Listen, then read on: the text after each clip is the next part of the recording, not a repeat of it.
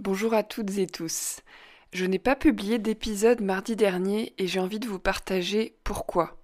Si vous suivez régulièrement le podcast et l'école d'agroécologie voyageuse, vous savez que nous allons clôturer l'école fin juillet. L'énergie dans le projet et l'équipe sont bouleversées par rapport aux 3 dernières années où nous étions dans une énergie de croissance. Je ne pensais pas que cela impacterait mon élan pour continuer le podcast, car c'est quelque chose qui me demande peu d'énergie et au contraire qui me nourrit. D'ailleurs, j'avais même décidé pour la nouvelle saison de publier chaque semaine. Et en fait, j'ai été surprise ces derniers jours du manque de motivation que j'avais à faire les montages et à publier les épisodes. J'étais fatiguée, j'ai réalisé que finalement publier chaque semaine est un rythme intense pour un projet bénévole où je réalise que finalement cela devient plus de la quantité que de la qualité, et je me suis mise à produire en intensif plutôt qu'à créer en respectant mon écologie et celle du podcast. Donc finalement je ne me suis pas forcée, et aujourd'hui l'envie est revenue, et avec elle le souhait d'être authentique avec vous en espérant que cela vous inspire pour vos futurs projets. Je vous préviens toutefois que je ferai une grosse pause cet été pour pouvoir nourrir une version totalement nouvelle du podcast. Je vous parlerai de ça très bientôt. N'hésitez pas à laisser un commentaire pour témoigner de votre intérêt pour le podcast. Cela m'encourage vraiment à continuer. Et maintenant, place à l'épisode.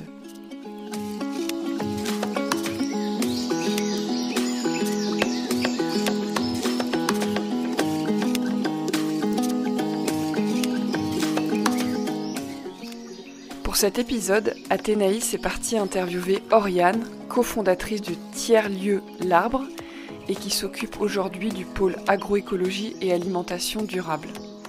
L'Arbre est un tiers-lieu agriculturel, écologique et bienveillant, né dans un écosystème agricole, une ferme maraîchère, le Jardin de Demain, et une ferme laitière, le GAEC 2000. Formation, sensibilisation à l'agroécologie, concerts, guinguettes, un festival annuel qui crée beaucoup de liens, des sessions d'intelligence collective pour résoudre les problématiques des maraîchers, des ateliers zéro déchet, de danse ou d'écriture, l'accueil de scolaires, un espace de coworking et co-living, une écolocation et même une épicerie solidaire. En montant l'épisode, je me suis dit que j'avais vraiment envie d'aller vivre dans ce tiers-lieu en Normandie. L'Arbre, qui est structuré en branches et qui sont des projets avec son abondance d'offres et de propositions pour tous les types de publics.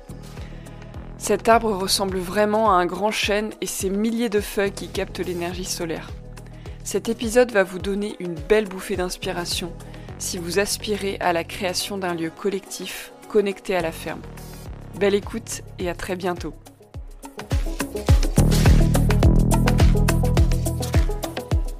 Bonjour Oriane, c'est un plaisir pour moi de faire ce podcast avec toi aujourd'hui. Nous nous sommes rencontrés l'été dernier alors que je venais faire une vidéo au Jardin de Demain. J'étais censée rester 2 jours à l'Arbre et au final je suis restée quasiment 1 mois. Ce lieu et toutes les personnes qui œuvrent dans ce lieu m'ont beaucoup inspirée, dont toi. Et voilà, donc ça me tient vraiment à cœur de vous mettre en lumière, d'avoir ce temps d'échange avec toi. L'Arbre, c'est un tiers-lieu agriculturel inséré au sein même de la ferme familiale où ton père a un élevage de vaches laitières et ton frère est maraîcher. Donc chacune de vos structures est indépendante et vous œuvrez ensemble dans le sens du vivant avec de fortes synergies entre les unes et les autres. Donc pour commencer, peux-tu te présenter et préciser comment tu œuvres au tiers-lieu depuis sa création? Merci déjà Athénaïs pour cet entretien. Donc moi c'est Oriane Alewin, je suis de formation ingénieure en agriculture. On commence souvent par se présenter par sa formation ou en tout cas sa casquette. Et moi je suis impliquée à l'Arbre depuis les tout débuts. Je fais partie des cofondatrices de l'association. J'ai bossé 1 an à l'extérieur sur un autre projet de tiers-lieu et je suis venue rejoindre le projet de l'Arbre en tant que, non pas bénévole mais cette fois-ci salariée, depuis octobre 2022. Ok. Justement, peux-tu revenir un peu sur l'émergence du projet? Comment ça vous est venu cette idée? Alors c'est un projet qui était dans les tiroirs, qui s'est réfléchi pendant plusieurs mois et années avant qu'on se dise bon, peut-être que là on en fait quelque chose. C'est souvent comme ça, on a besoin de rêver quelque temps en tout cas avant de poser les choses et de se lancer. Et pour nous ça a été pendant le premier confinement. Où avec les copains, en l'occurrence c'était Guillaume mon frère, Victor un ami et Aurélien un autre ami, que tous les week-ends on se retrouvait pour poser les bases de ce beau projet de tiers-lieu parce qu'on avait cette envie commune de faire vivre encore plus notre belle campagne et d'amener des gens à profiter d'une vie culturelle riche et autour de l'écologie par chez nous. Donc voilà, on a posé les bases, un peu les valeurs, les objectifs clés de l'association ensemble. Et à la suite du confinement, pendant l'été, il y a eu une petite fenêtre d'ouverture où les gens ont eu le droit de ressortir de leur maison. Il y avait quelques événements culturels qui réémergeaient. Et l'année d'avant, avec mon frère, on avait fait une première édition d'un petit festival citoyen. Vraiment à petite échelle sur la ferme pour ouvrir la ferme et commencer à donner une vie culturelle au sein de ce lieu. Et donc on a pu, en 15 jours, on a organisé un petit festival sur le pouce avec des concerts, des ateliers et tout, et ça a bien pris, il y a eu un beau public.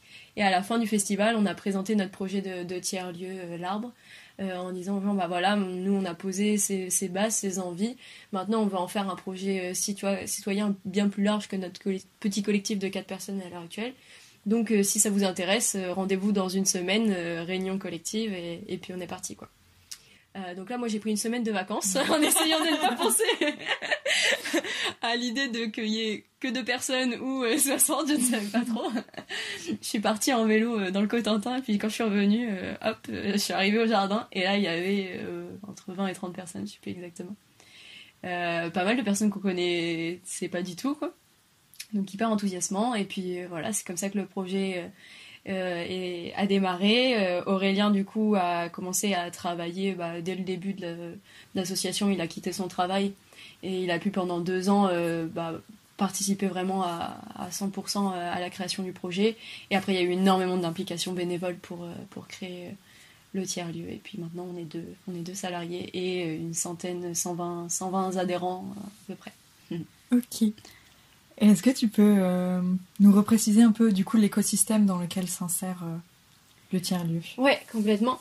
Donc comme tu l'expliquais un peu en mots d'introduction, on est juste à côté de la ferme maraîchère du Jardin de Demain, donc qui est une ferme très diversifiée, maraîchage, agroforesterie, poules pondeuses, voilà, avec de la vente à la ferme, avec un petit magasin qu'on a qui est juste à côté du tiers-lieu d'ailleurs. On est juste aussi à côté de la ferme laitière de mon papa qui est et en vache Primolstein et Jersies pour ceux qui connaissent. On est en train de développer aussi un laboratoire de transformation du lait qui va être coporté entre le tiers-lieu, l'association d'Arbre et la ferme. Voilà, donc c'est des nouvelles perspectives pour la ferme. Et donc le tiers-lieu, on a 2 espaces clés que sont l'auberge participative, qu'on appelle aussi le co-living, qui est une auberge du coup de 15 couchages. On a même un 3e depuis peu. La colocation, il ne faut pas que j'oublie la colocation.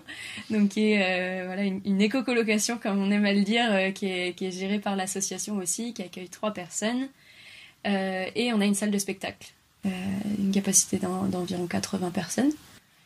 Donc une petite salle de spectacle à la taille, à l'échelle d'un lieu culturel de campagne, disons, mais qui vit énormément et qui a été éco-rénovée. En fait, c'est une ancienne grange, donc c'est à l'issue de beaucoup de chantiers participatifs où tout le monde a mis la main à la pâte qu'on a pu donner vie à ce lieu aussi.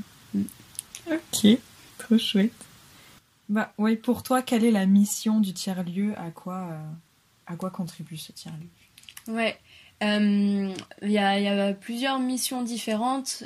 Déjà, un peu le cadre de valeur qui est essentiel pour nous, c'est l'écologie, prendre soin du vivant, prendre soin de l'humain, donc le partage et la bienveillance.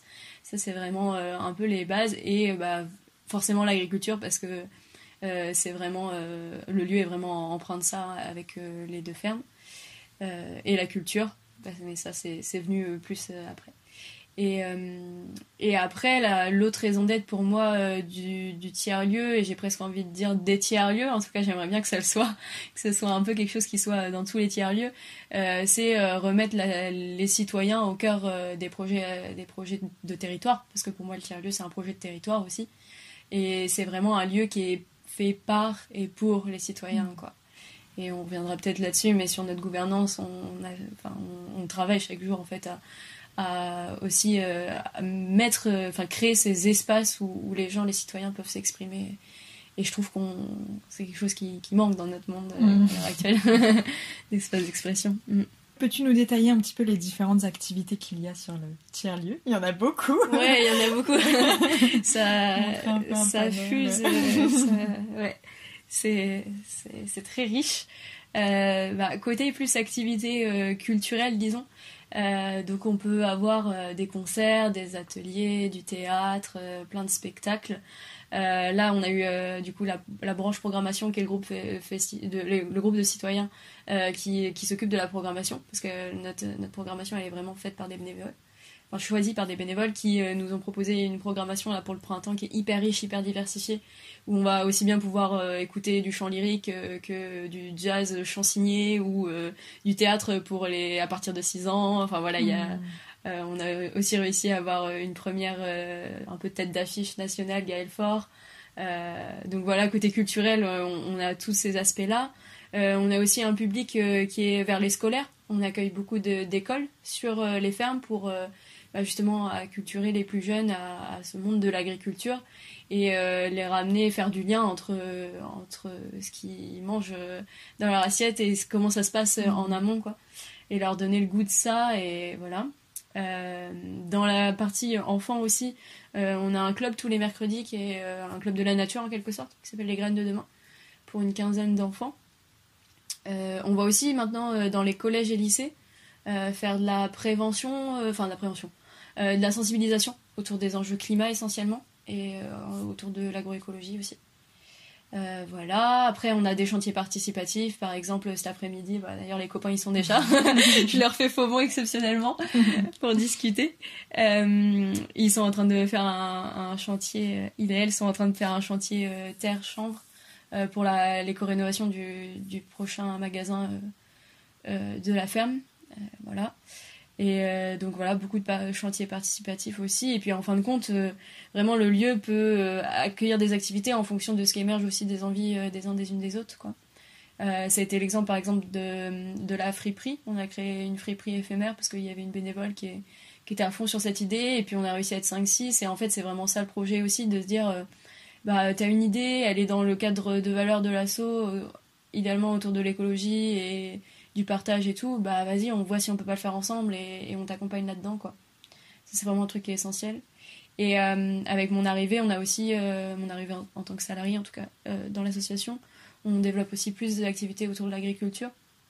Donc c'est notamment des formations multiples. Là, on est en train de co-créer des formations avec Ferme d'Avenir sur différentes thématiques. Et en lien avec les fermes, quoi. On essaie toujours de rester connecté à ce côté très, très terrain, et les fermes sont souvent beaucoup sollicitées pour accueillir des stagiaires, pour accueillir des formations, etc. Et nous, en tout cas moi je me positionne un peu en position de facilitatrice, quoi, pour permettre ces échanges et en même temps de permettre de continuer à faire le métier des fermes qui est de produire de la nourriture saine pour tout le monde, quoi. C'est riche, tout ce qui se passe. Et pour avoir pu expérimenter l'été dernier ce que c'était l'arbre, c'est vraiment chouette de voir chacun et chacune puisse prendre sa place, proposer ses idées. En termes d'activité, t'as l'impression que j'ai un peu décrit. Ouais. Je sais pas toi ce qui t'a marqué le plus quand t'étais venue. J'ai pu bien contribuer aux guinguettes. Ouais. Je sais plus si c'était 1 ou 2 fois par semaine. Une fois les mardis. Ouais, les mardis. Ouais. Et c'était vraiment un espace de joie pour moi de préparer un repas avec des produits qui viennent directement des 2 fermes, les légumes juste à côté, le lait aussi quand besoin.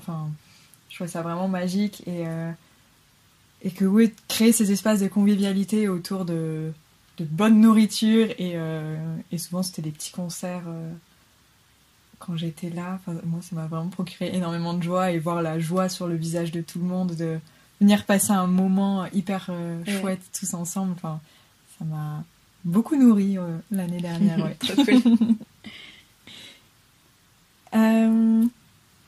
Donc ouais, comme tu nous l'expliques, c'est vraiment un projet collectif et fait par et pour les citoyens et citoyennes. Pour toi, quels sont un peu les ingrédients justement à l'émergence et au fonctionnement d'un tel lieu collectif, quoi. Ouais. C'est là que je me rends compte aussi que quand on décrit l'arbre en 5 minutes, t'as l'impression que tout est facile, hyper, on claque des doigts et hop, on est une bonne bande de joyeux lurons à monter un projet comme ça. En fait, c'est quand même assez complexe, hein. et je suis attachée aussi à montrer cette complexité dans ces projets-là. Nous, les vrais facteurs qui nous ont aidés, qui nous aident encore énormément, c'est quand même vraiment les fermes, quoi. Parce que par exemple, rénover une grange quand t'as pas le matériel, nous, on a quand même beaucoup de potentiel à proximité, quoi. On peut amener un godet de cailloux en 5 minutes parce que voilà, c'est hyper facile, quoi. Ouais. Alors ça vraiment, ça fait partie des trucs qui vraiment nous ont aidés à créer le lieu. Ça c'était un peu pratico-pratique, mais c'est quand même essentiel. On avait déjà un lieu aussi, on avait du coup le corps de ferme qu'on loue, on n'a pas eu vraiment à le chercher, on savait déjà que c'était là que ça allait se passer, et ça c'est hyper facilitant. Et après, une fois que t'as ça, le vrai enjeu et le truc le plus dur, c'est de créer le collectif, et puis on n'a jamais gagné là-dessus. Je vais pas prétendre que ça y est, on a un collectif hyper solide qui sera toujours présent et que les gens sont toujours motivés par l'assaut, mais oui, nous c'était vraiment réussir à fédérer et justement réussir à créer cet espace pour que chacun puisse prendre part. Et donc ça a beaucoup passé par la gouvernance. Donc en fait, dans les premiers mois de vie de l'association, on avait un groupe de bénévoles qui se retrouvaient une fois tous les 15 jours. En plus, c'était au moment du confinement, donc on était tout le temps en visio et tout. Fallait quand même être motivé pour parler de gouvernance pendant 1h30 à chaque coup en visio. Et je t'assure que c'est les réunions les plus... vraiment, je les ai trouvées hyper enrichissantes. Tout le monde était à fond et c'était vraiment trop chouette. Et donc, c'est collectivement déjà qu'on a posé les bases de notre gouvernance qui est vraiment le plus partagée possible, en tout cas. Et je me souviens des débats et il y avait certains bénévoles qui étaient en mode ce truc-là, moi j'y crois pas du tout, il faut un président et une secrétaire. Mais même ceux qui y croyaient pas forcément à cette idée d'horizontalité disaient allez-y. De toute façon c'est un lieu test, donc autant le tester, quoi. Et donc c'est comme ça qu'on a développé donc nous l'organe un peu de direction en quelque sorte qui s'appelle la direction collégiale volontaire. Et donc dans notre direction collégiale volontaire, tout est à peu près dans le nom, mais quand tu l'entends, tu le comprends pas. C'est que n'importe quel adhérent de l'association peut être dans la direction. Okay. Et donc c'est hyper ouvert. Et après, une fois que tu es dans la direction, elle a un cadre d'action qui est aussi assez limité. C'est de vérifier que toutes les activités correspondent aux valeurs, que ça se marche pas sur les pieds en termes de programme, de calendrier, et que économiquement on s'en sort bien. Et ça, c'est pas une mince affaire non plus. Voilà. Et donc à l'heure actuelle, on est 8 ou 9, je crois, dans la DCV. Ça varie un peu en fonction parce que c'est aussi une tâche qui est un peu prenante quand même. On se rencontre une fois par mois pendant 1h30, 2 heures à peu près de réunions, quoi. Et donc ça, c'était un peu notre base de dire ok, la direction elle est ouverte, quoi. Et après, on a notre cadre de valeurs, d'action qui sécurise les choses et tout. Et après, on fonctionne dans ce qu'on appelle des branches. Donc, c'était pour couper l'herbe sous le pied au terme de commission où il y en a qui sont déjà impliqués dans le monde associatif et qui n'en peuvent plus d'entendre ce genre de... Mais en gros, c'est des groupes projets, quoi. Des groupes thématiques où on a la branche programmation culturelle, la branche festival. J'ai même pas parlé du festival tout à l'heure. Alors que c'est quand même l'événement fédérateur de l'asso aussi, quand même, entre autres. Donc voilà, la branche bâtisseur qui va s'occuper, bâtisseur et bâtisseuse qui va s'occuper plus de la partie sur les travaux. Et donc chaque branche a quand même son autonomie pour gérer les projets, avancer et tout. Et la DCV, la direction collégiale, s'assure que tout ça reste cohérent et qu'on fait du lien et qu'on reste aussi, qu'on communique bien auprès des bénévoles, parce qu'en fin de compte, on a un écosystème qui est assez complexe, quoi. Et c'est trop chouette d'avoir dans cette DCV aussi bien des personnes... qui sont là tous les jours. Par exemple, il y a les salariés, il y a les gens il y a une partie des agris, des fermes, à côté. Et il y a aussi d'autres bénévoles qui sont quasiment pas là, qui viennent que pour la DCV même, et du coup ça nous oblige toujours à faire ces efforts de dialogue, de débat et de communication efficace pour s'assurer qu'on perd personne dans le navire, quoi. Et c'est aussi ça qui fait qu'on arrive à faire en sorte que ce projet, ce soit une maison commune. Alors en plus, on a la chance d'avoir une vraie maison qui est commune.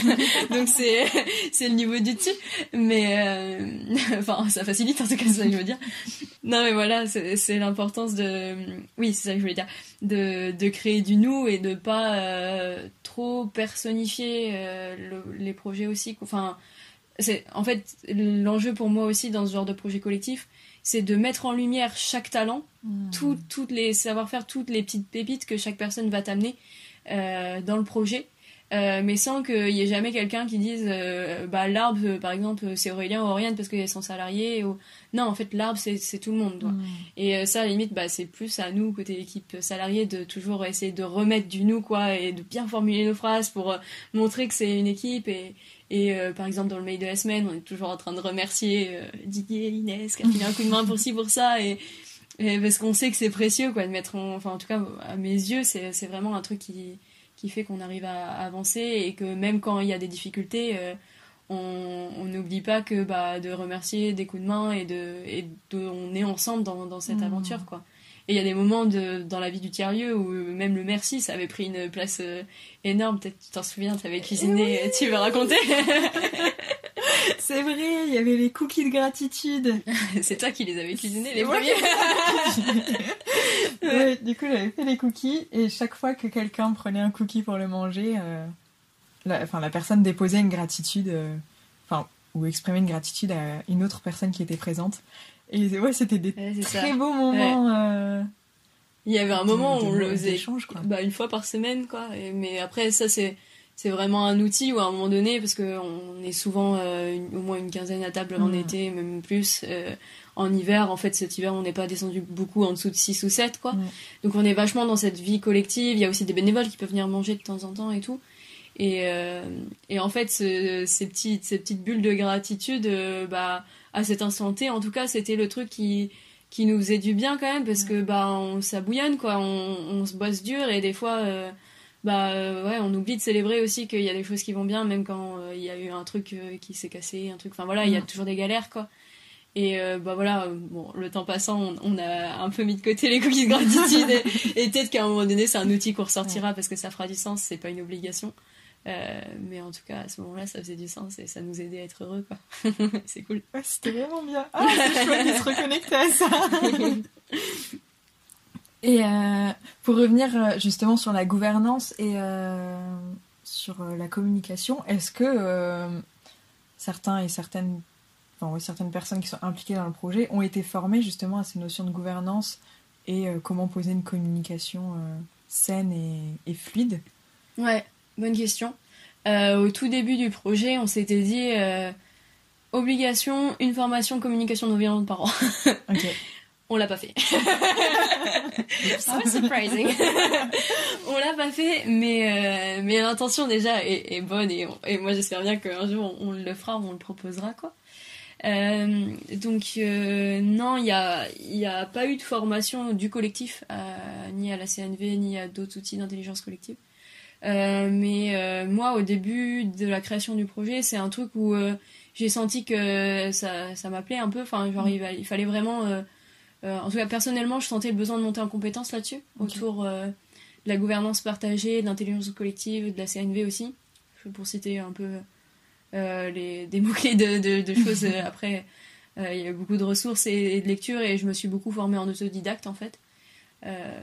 J'aimerais bien suivre une formation un jour, mais en fait je me rends compte aussi que un des trucs les plus efficaces, c'est de lire des ressources, quand même, tomber sur les bonnes. Maintenant, si vous voulez des ressources d'intelligence collective, je vous envoie ça. Mais ouais, quand même se former autant que possible par soi-même, et après le collectif te fait ton apprentissage, hein, clairement. Ah bon. Donc moi je suis hyper heureuse de m'être formée en autodidacte à ça à l'époque, parce que ça m'a tellement aider, et vraiment ouais, c'est vraiment des outils qui tous les jours me servent, et petit à petit, en fait, au début t'as la vision, j'apprends l'outil, la technique, je comprends les concepts, Et peut-être à la limite, j'ai un usage un peu dogmatique du truc, quoi. Je l'ai vécu notamment sur la communication non violente où je pense qu'au début c'était insupportable de m'entendre parler en CNV. Alors que maintenant, en fait, c'est des principes et des outils qui sont en toi, en moi. Et après, quand il y a des situations complexes, de conflits et tout, là, je vais me reconnecter à me dire, ok, observation, sentiment, besoin. Le truc où tu accroche-toi, ça va le faire pour gérer la tension et la complexité de la situation collective, quoi. J'aimerais bien qu'on soit plus nombreux à être un peu formés à ça. Parce que du coup, c'est quand même toujours plus intéressant de porter à plusieurs cette casquette-là. Mais petit à petit, je me rends compte qu'en fin de compte, sans forcément que les autres se forment en fait par mimétisme, en fait c'est quelque chose qui s'aime quand même. Et je l'ai vu notamment sur un peu des gestions un peu complexes avec certains bénévoles et tout, où moi j'étais beaucoup à gérer ça et tout, et ça me fatiguait, et je sentais que j'avais plus forcément l'énergie et l'empathie pour le faire avec telle personne parce que ça faisait des mois et des mois, quoi, en gros. Et d'autres bénévoles qui ont pris le relais pour moi, enfin, pas pour moi en fait, enfin, qui ont pris le relais tout court, pendant plusieurs semaines, et puis voilà, on s'est relayé là-dessus, et ils l'ont aussi bien fait que quelqu'un qui est formé. Enfin voilà, il y avait pas de souci. Donc je me rends compte que ça essaime beaucoup par mimétisme, et en fait aussi pendant tous les temps forts de l'assaut, une fois par trimestre, on a ce qu'on appelle le temps de cohésion, où on essaie d'acculturer tout le monde à ça aussi un peu, quoi. De manière pas forcément directe, tu vois, on fait pas un cours de CNV ou quoi que ce soit, mais on commence toujours par un petit jeu d'expression, on essaie de vraiment mettre des petits outils comme ça, des petites clés autour de la communication, les gestes de communication, des choses comme ça. On essaie de le faire un peu avec tous les publics, même quand on est auprès des scolaires, on utilise vachement ça et tout, et sans en mettre des surcouches, mais essayer de voir s'il y a des petits outils comme ça de gestion de groupe qui peuvent être intéressants, et moi je trouve que ça fait du sens et qu'il faut juste jamais être trop dogmatique là-dessus, quoi. Pareil sur la gouvernance partagée, c'est plein d'outils, et en fin de compte dans le collectif de la création de la gouvernance, donc moi j'étais dans ce groupe qui travaillait là-dessus, et j'étais la seule à être vraiment, enfin on était peut-être un ou deux, mais dans l'ensemble personne n'était trop acculturé à la sociocratie ou des trucs comme ça. Okay. Et en fait à travers les discussions, c'est des modes de fonctionnement où c'est venu assez spontanément, quoi. Comme quoi, enfin c'est un truc dans la discussion, le débat, c'est pas hyper sorcier en fait de tendre vers une gouvernance. Enfin, si, c'est complexe à mettre en place, je dis pas. Mais en fait, c'est pas, il faut pas bac+5 pour avoir eu l'idée, quoi. Ouais. Et donc voilà, je pense que c'est intéressant de se former. Si vous avez l'occasion, n'hésitez pas à le faire et tout. Après, en vrai, la vie du collectif t'amène à l'apprendre. Et il faut toujours être humble là-dessus. Des situations plus complexes de conflits et tout, tous les projets en ont. C'est pas parce que tu t'en es sorti pendant des années que tu vas t'en sortir demain. Mais je pense que par contre ça s'apprend vraiment.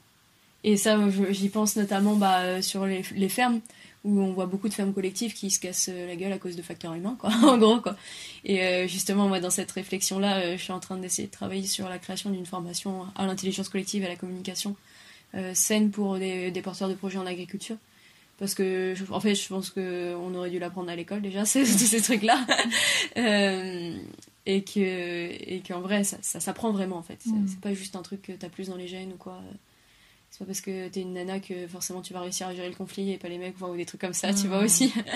Donc déjà reformer tout le monde est un peu des bases là-dessus, et ouais, je crois beaucoup du coup notamment à cette formation qu'on est en train de développer, parce que moi j'ai vu l'utilité sur notre projet et je continue à croire que c'est utile, et ouais.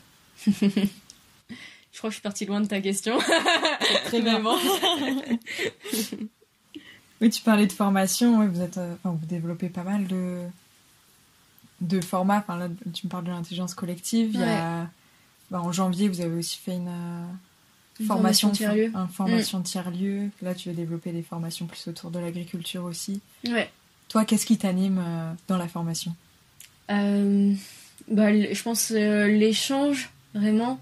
En fait, moi, j'ai une philosophie un peu perso autour de la formation, qui est que j'ai l'impression qu'on a quand même beaucoup de ressources déjà en nous, mais qu'il faut un peu les révéler. Ou que des fois, en fait, les gens qui viennent en formation sur un sujet, ils ont déjà plein de connaissances, mais ils ont besoin de le voir et de tâter le terrain pour se dire, ok, ça, c'est une pratique... bon, ils ont l'air de le faire et ça a l'air de fonctionner dans cette ferme-là, je vais le ramener chez moi, et petit à petit... à une échelle raisonnable pour pas mettre en péril mon système, notamment économique, hein, parce qu'on n'a pas trop parlé de ça, mais il y a toujours des enjeux autour de trouver un équilibre économique aussi bien dans les fermes que dans les tiers-lieux, quoi. Donc ouais, je pense que c'est beaucoup ce côté essaimage et empouvoirment. Je reviens peut-être tout le temps un peu aux mêmes idées, mais aujourd'hui, on peut un peu tout apprendre n'importe où, sur Internet et tout, quoi. La question, c'est qui est-ce qui va t'accompagner dans ton apprentissage pour que vraiment tu l'as en toi et t'arrives à en faire un projet concret et tu te lances, quoi. Ouais. Donc c'est vraiment ça que je soutiens plus dans la partie formation. Après, il y a toujours du contenu à apprendre, bien sûr, hein. C'est pas pour dénigrer le côté contenu à transmettre, bien sûr. Mais j'essaie en tout cas c'est vraiment la plus-value que je vois. Par exemple, moi, sur mon travail de création de formation, je suis une experte en rien, c'est le concept d'un ingénieur, enfin, ou en tout cas un ingénieur, un agronome. Je connais un peu tout, je suis capable d'à peu près comprendre tout, quoi. Mais je suis pas une experte pour transmettre sur un sujet hyper précis, quoi. Par contre, la plus-value que j'essaie d'amener dans tout ça, c'est justement que trouver le cadre d'animation, d'accompagnement des gens, qui va leur permettre de bien intégrer les apprentissages de la formation et surtout qu'à la fin ils disent ok, c'est utile pour moi et j'ai un plan d'action clair, quoi. Voilà. En 2 mots, c'est un peu ça qui me marque, quoi. Très chouette.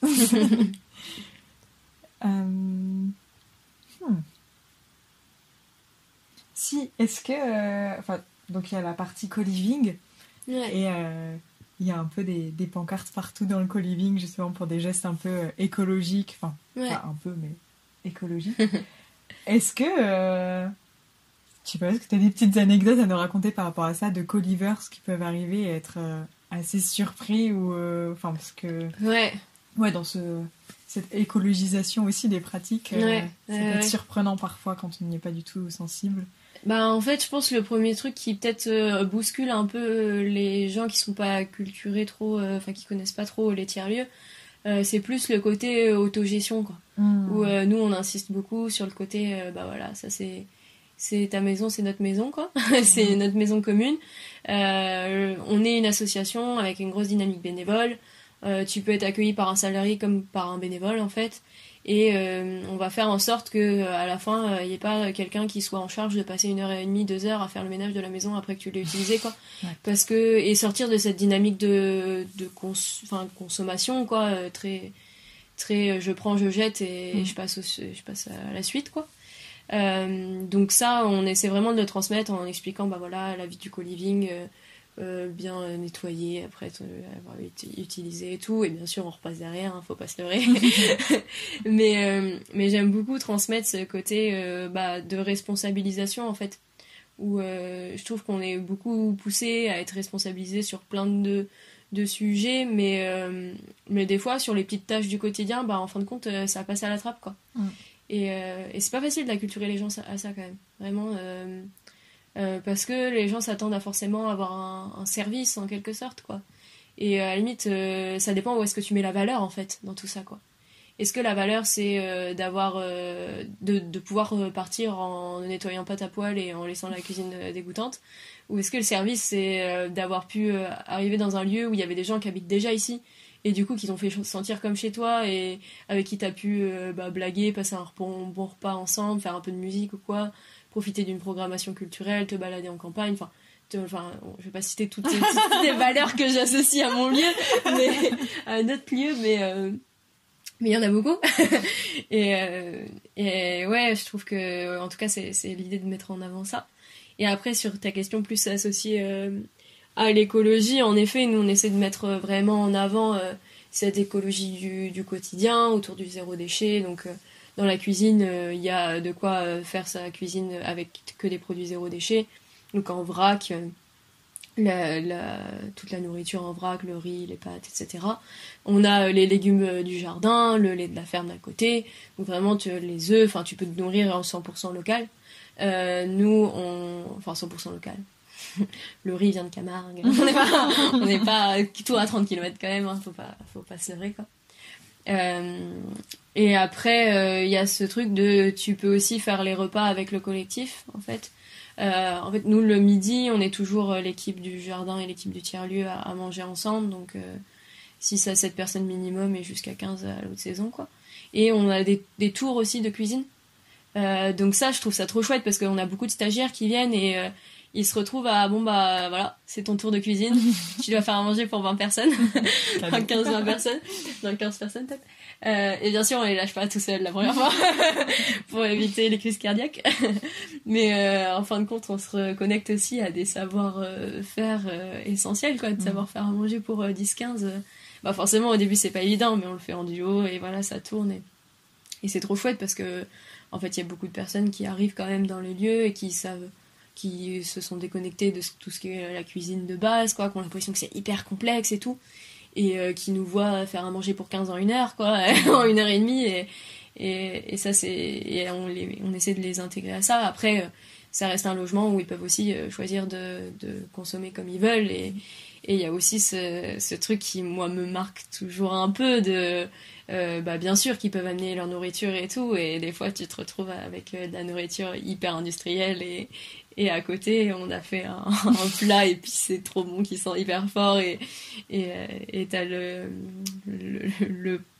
poisson pané qui grille dans la poêle à côté, quoi, et avec le panneau qui explique et qui fait mais bon, c'est le jeu, faut essayer de le prendre avec légèreté et de te dire que de toute façon moi je considère que c'est un peu un combat perdu, ça.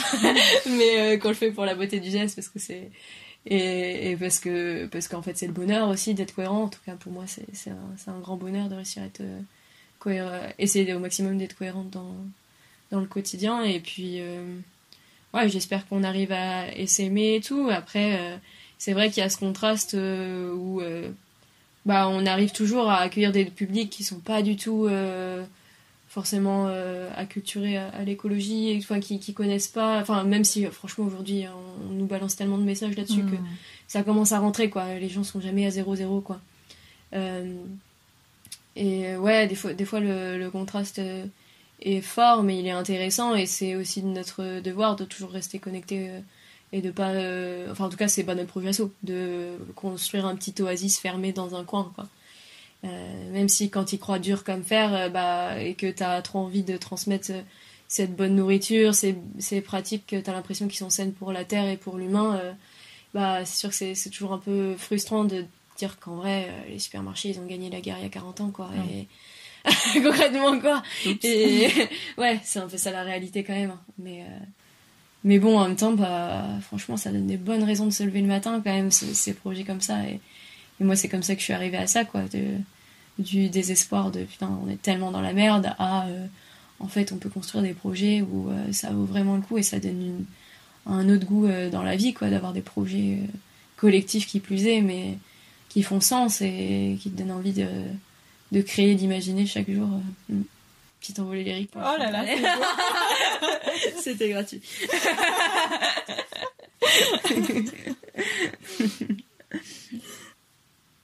Ça te laisse sans voix. Je crois que l'année dernière, t'avais sorti une phrase à un moment qui m'a marquée.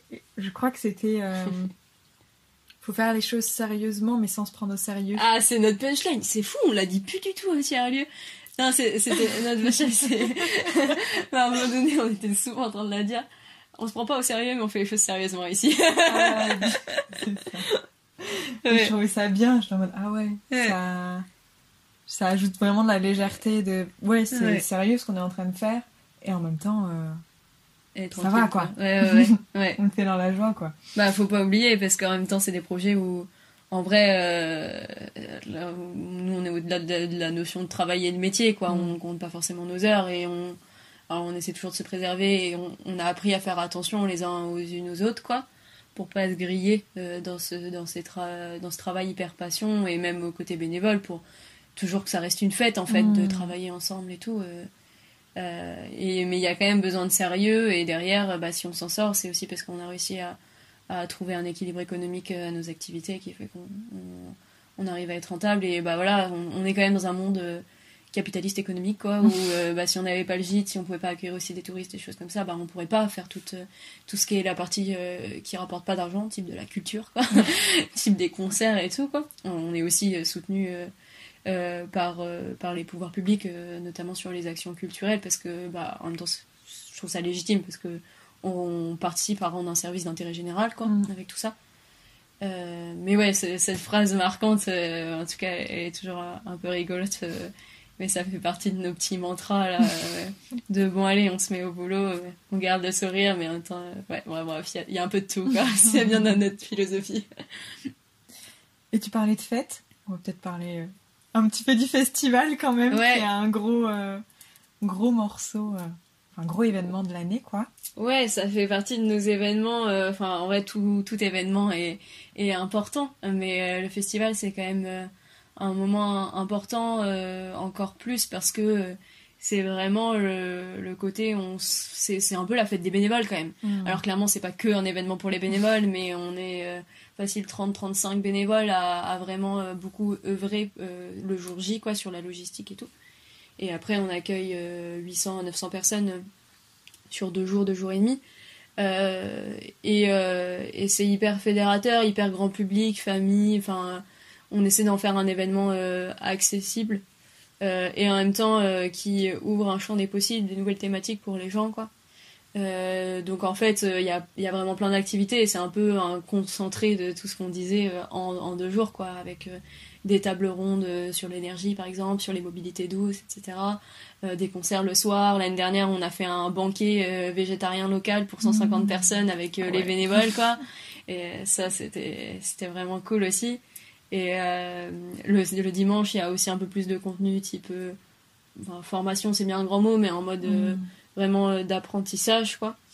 Donc voilà, et l'année dernière, on a eu la fanfare aussi de Bayeux, la fanfare, l'orchestre de Bayeux qui est venu, donc on a vraiment réussi à brasser un plus large public. Alors après, au tout début, on était en mode, on se disait souvent, Asie public McDo, quoi, on va toucher les moins proches des sujets de l'écologie et tout, et de manière réaliste, en vrai, c'est hyper dur de toucher des publics qui sont plus éloignés, mais on a quand même toujours cette idée d'avoir de l'inclusion pour tous les publics qui sont un peu exclus, quoi, quels qu'ils soient. On y travaille. Après, c'est un combat de longue haleine, quoi. Mais en fait, même avec les bénévoles qui sont relativement convaincus autour de l'écologie, on a tous tellement de chemin à parcourir que c'est ok en fin de compte, les publics qui sont plus... Nos bénévoles sont quand même relativement sensibilisés à l'écologie, ça leur parle, quoi. Et le public qui vient aux événements est plus consommateur, clairement. Mais tout le monde peut pas être bénévole et hyper actif et tout, hein, c'est aussi vraiment beaucoup d'énergie et tout, quoi. Mais ce public, il est un peu plus diversifié en termes social, quoi. Mais moi, je trouve qu'une des victoires, et j'espère qu'on va réussir à le garder dans le temps, Inch'Allah, c'est la diversité en termes d'âge aussi, quoi.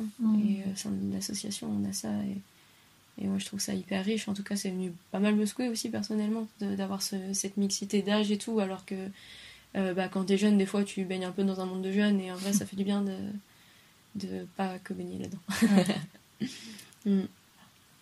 Ouais, les échanges transgénérationnels, souvent c'est chouette. C'est une richesse, ouais. Même si c'est challengeant. Ouais, c'est challengeant, surtout quand t'as envie de mener des réunions, pas forcément comme les autres ont d'habitude et tout, des choses comme ça.